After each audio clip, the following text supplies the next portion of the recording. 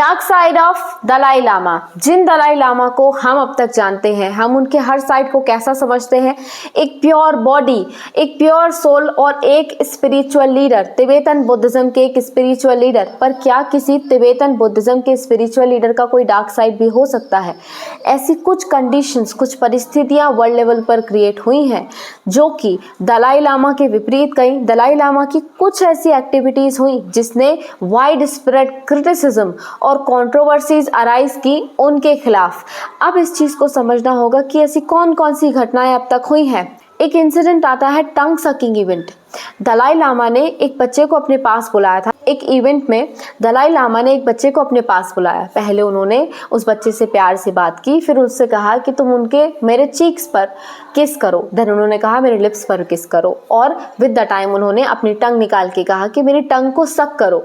इस टाइम पर जैसे ही उन्होंने कहा कि मेरी टंग को सक करो, इसने वाइड स्प्रेड क्रिटिसिज्म फेस किया, क्योंकि दलाई लामा किसी बच्चे को अपनी टंग को सक करने के लिए बोल रहे हैं। इस बात से लोग काफी ज्यादा नाराज हुए और वाइड स्प्रेड क्रिटिसिज्म उनके खिलाफ क्रिएट हुआ, जिसके बाद में दलाई लामा ने ये बात अपनी रखी। उन्होंने अपोलोजाइज किया और ये बोला कि मैंने सिर्फ मजाक किया था बच्चे के साथ में, मैं सिर्फ उस बच्चे को टीज कर रहा था जैसे मैं सभी लोगों को टीज करता हूँ। देन इसके बाद में दलाई लामा का एक सेक्सिस्ट रिमार्क आया विमेंस के अगेंस्ट में। ये सभी जानते हैं कि नेक्स्ट दलाई लामा कौन होंगे, ये दलाई लामा ही बताएंगे, और नेक्स्ट सक्सेसर कौन होने वाले हैं इसकी उत्सुकता सभी के मन में थी। ऐसा ही कुछ वाकया चल रहा था जब दलाई लामा से 2019 में पूछा गया कि नेक्स्ट सक्सेसर दलाई लामा कौन होंगे। इस टाइम पर उन्होंने कहा कि एक फीमेल दलाई लामा भी हो सकती हैं, लेकिन वो अट्रैक्टिव होनी चाहिए, ब्यूटीफुल होनी चाहिए और इन्फ्लुएंशियल होनी चाहिए। जैसे ही उन्होंने ये बात कही कि दलाई लामा अट्रैक्टिव होनी चाहिए, फीमेल दलाई लामा, इस बात ने वाइड स्प्रेड क्रिटिसिज्म दिया दलाई लामा के खिलाफ कि वो एक औरत पर सेक्सिस्ट रिमार्क्स दे रहे हैं। देन इसके बावजूद दलाई लामा के जो एसोसिएशंस हैं उन पर भी सवाल खड़े होते हैं। जैसे कि दलाई लामा का एसोसिएशन है शोका अशुरा से। ये जापानीज कल्ट का एक लीडर है जिसे नर्व गैस अटैक के लिए भी रिस्पॉन्सिबल माना जाता है।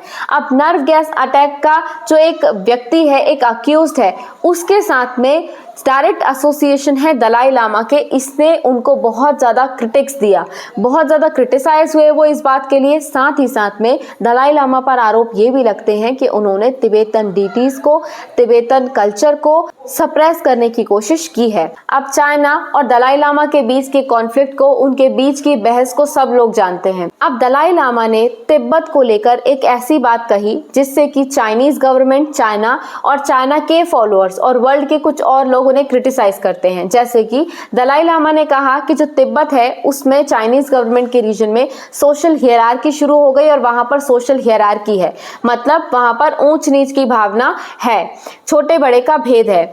जैसे ही उन्होंने ये बात रखी, इसके बाद में चाइनीज गवर्नमेंट ने उन्हें अक्यूज किया कि वो तिब्बत की इमेज को खराब करने की कोशिश कर रहे हैं वर्ल्ड में, और ये बताने की कोशिश कर रहे हैं कि तिब्बत में सफरिंग्स बहुत ज्यादा है, जबकि ऐसा कुछ भी नहीं है। ये चाइनीज गवर्नमेंट का कहना है।